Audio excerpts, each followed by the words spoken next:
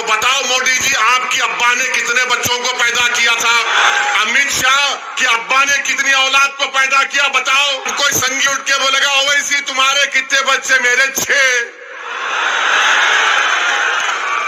तू नहीं किया तो मैं क्या करूं? मेरी क्या गलती उसमें? बोल। अगर तुम बैठोगे तो कुर्सी पे टांग डाल के ओवैसी तुम्हारे आंख में आंख डालकर बोलेगा कि मेरा हक मुझे दो। दोस्तों, इस बार असदुद्दीन ओवैसी साहब अमित शाह और नरेंद्र मोदी और बीजेपी नेता को ऐसा जवाब दिया है, ऐसा बयान दिया है, सुनकर लोग हैरान हो गए हैं। गुस्से में ये बयान दिया है या कैसे दिया है, आप खुद वीडियो देखिए। पूरी वीडियो चलाकर आप लोगों को दिखाना चाहता हूँ। ये वीडियो अभी सोशल मीडिया पर तहलका मचा दिया है, तो आइए पूरी वीडियो देखिए, उसके बाद हम बात करेंगे। अगर देश को एक करना चाहते थे मोदी, तो ये नहीं बोलते थे कि सिर्फ मुस्लिम खवातीन बच्चे पैदा कर रही हैं। अब जब बच्चे पैदा करने की बात आ गई, तो बताओ मोदी जी, आपकी अब्बा ने कितने बच्चों को पैदा किया था? अमित शाह की अब्बा ने कितनी औलाद को पैदा किया? बताओ। अब कोई संगी उठ के बोलेगा ओवैसी तुम्हारे कितने बच्चे? मेरे 6। तू नहीं किया तो मैं क्या करूं? मेरी क्या गलती उसमें? बोल। अब तो आप सुनो, ये बोलते ना हमारे मोदी बोले हमारी औरतें बच्चे पैदा कर रही ज्यादा, ये झूठ है। टोटल फर्टिलिटी रेट मुस्लिम खवातीन का बहुत गिरा है, सबसे ज्यादा गिरा है। ये बोलते नहीं है संगी लोग।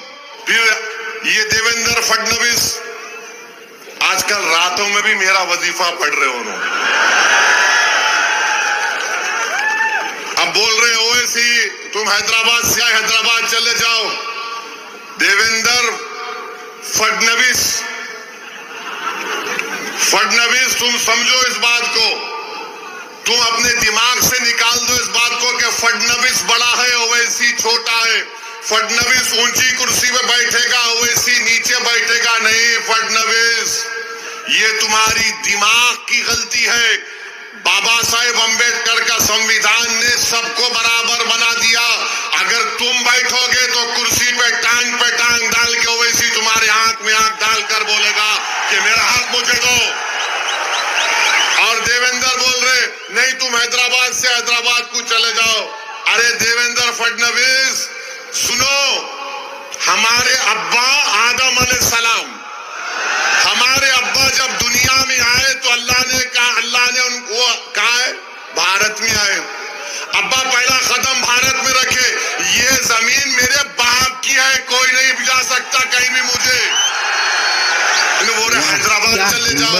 राहत इंदौरी ने अच्छा कहा था देवेंद्र फडणवीस के बारे में। शायद अब के जो फैसला होगा, सुनो फडणवीस, अब के जो फैसला होगा वो यहीं पर होगा। अब के जो फैसला होगा वो यहीं पर होगा। हमसे अब दूसरी हिजरत नहीं होने वाली।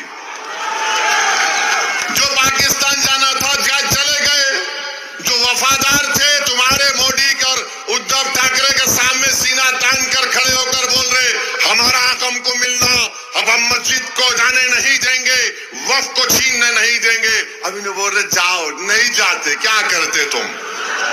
गोली मारते मारो गोली, जेल में डालते डालो जेल में। मगर तुम्हारे इन बातों से अब कोई डरने वाला नहीं है। देवेंद्र क्या बोल रहे? धर्म युद्ध, भिवंडी वेस्ट की सीट धर्म युद्ध और जिहाद। अरे इलेक्शन हो रहा है या जंग हो रही? और किसके खिलाफ धर्म युद्ध कर रहे? फडणवीस बोलो तुम जरा। अच्छा मोदी जी ये तो बोल दो सबका साथ, सबका विकास, सबका विश्वास, कहां गया? उड़ गया, टाइम हो गया। देवेंद्र धर्म युद्ध है, वोट जिहाद कर रहे। वोट जिहाद के माने क्या है बताओ? अरे जिहाद तुम जानते नहीं। जिहाद अगर किसी ने किया ना फडणवीस, अल्लामा फजल हक खैराबादी ने अंग्रेजों के खिलाफ किया था जिहाद का फतवा देकर। जिहाद अगर किसी ने किया था इस देश को आजाद कराने के लिए, तो मुरादाबाद के अल्लामा काफी ने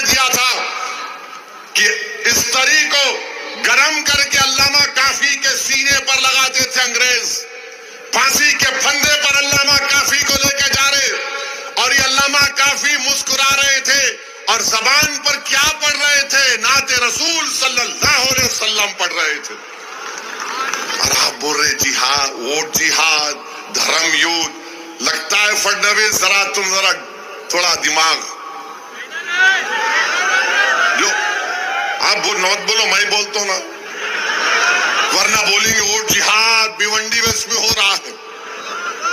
यानी अगर कोई वारिस पठान इंशाल्लाह कामयाब हो गए तो सबसे ज्यादा तकलीफ जिस्म के उस हिस्से में किसी को होगी तो देवेंद्र फडणवीस को होगी। वोट जिहाद हुआ, वोट जिहाद हुआ।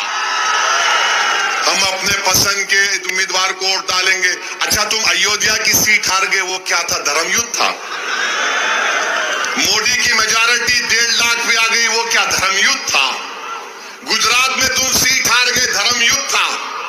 मगर जहां पे मंजलिस आ गई, देवेंद्र फडणवीस आ गए। अच्छा, अब उन्होंने भी आए यूपी से, क्या बोल रहे हैं उन्होंने? कटेंगे का बटेंगे तो कटेंगे। अरे ये कौन सी जबान है? मुख्यमंत्री की जबान है ये। बटेंगे तो कटेंगे।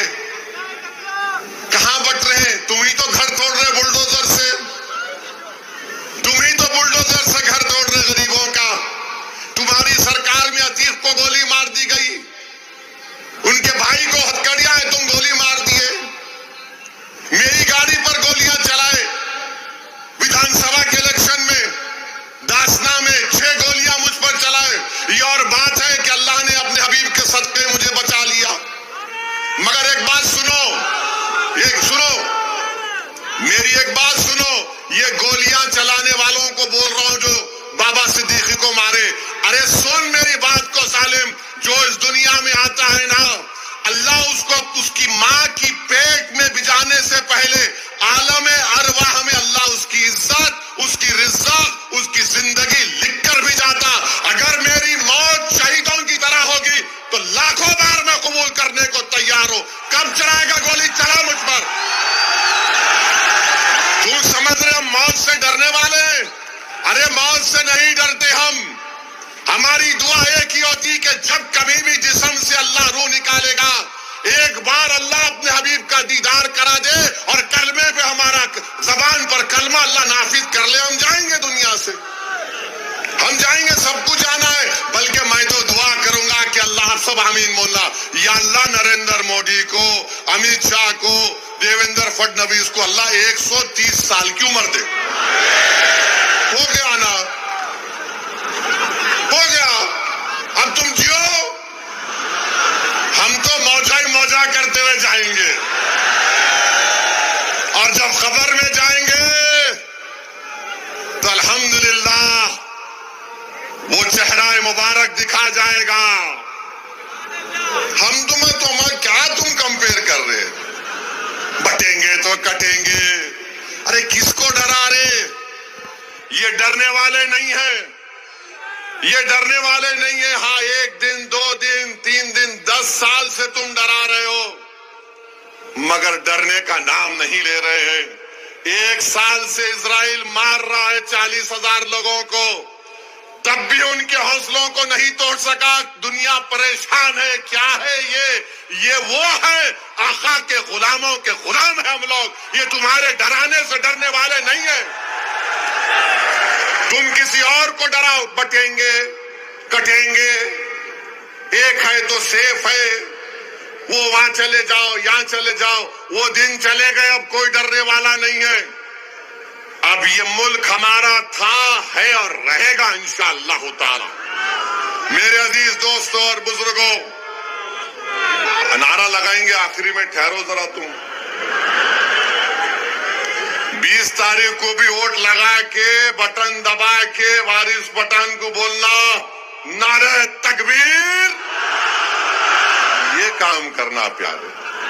मगर 20 तारीख तक एहतियात करो। अगर कोई दिखा इबलीस का एजेंट, आयतल कुर्सी पढ़ के भाग। उसके बाद भी नहीं सुना तो अज़ान देना शुरू कर दो, अल्लाहु अकबर अल्लाहु अकबर। अज़ान की आवाज सुन के भागता उन्हें। हाँ ने वो ज्यादा चीजा नहीं बोलना चाह रहा हूं। इलेक्शन का कानून है, मगर आपसे दरमंदाना अपील है मेरे भाई, ये वक्फ का कानून अगर बिल कानून बन गया, मेरी बात ज़हन नशीन कर लो, भिवंडी की मस्जिदें छीन ली जाएंगी, भिवंडी के मदरसे बंद कर दिए जाएंगे। मोदी ऐसा कानून बनाना चाहते हैं कि भारत के पूरे मस्जिदों को बर्बाद करना चाहते हैं, कलेक्टर को पावर देकर। मैं तुमको कह रहा हूं, हम एक मस्जिद खो चुके हैं। उठो आवाम, उठो मेरे भाई बहनों, तुम अगर उस वक्त नहीं अपने उठोगे तो कब उठोगे? क्या तुम उस वक्त उठोगे जब तुम्हारी मस्जिद के सामने लाकर पोस्टर लगा दिया जाएगा ये वक्फ की जायदाद नहीं है? क्या तुम उस वक्त उठोगे जब कब्रिस्तान पे नोटिस लगाई जाएगी कि ये वक्त नहीं है? क्या तुम उस वक्त उठोगे जब तुम्हारी खानखाहों को बंद कर दिया जाएगा? क्या तुम उस वक्त उठोगे जब दरगाहों को मुखफिल कर दिया जाएगा? उठो, ये वक्त उठने का है।